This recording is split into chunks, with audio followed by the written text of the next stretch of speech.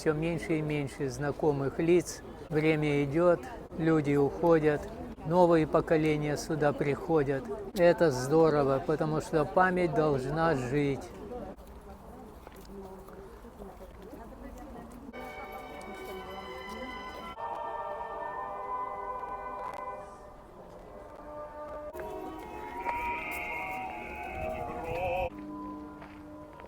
Наша осетинская плита на аллее памяти Пискаревского мемориального кладбища. Плита эта установлена 30 апреля 2003 года, в год 300-летия Санкт-Петербурга, незадолго до празднования Дня Победы.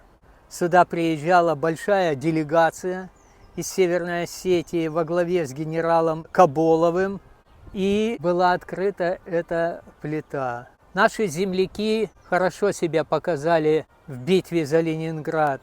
В Невской земле покоится свыше 570, а если быть точным, 574 воина, уроженца Северной Осетии.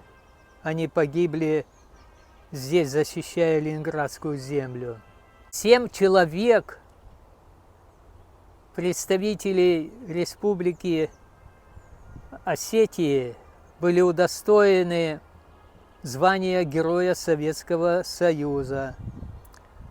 Среди них наши земляки Цакалаев и Гагиев. Впоследствии еще 4 человека были награждены звездами Героя. Итого 11 человек. Вот такая вот история.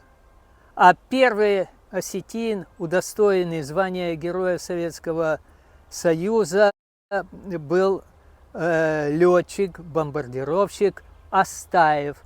Но он получил свою награду несколько ранее, во время войны Советского Союза с Финляндией. Ну, я рад тебя видеть. Давай, все, с Богом.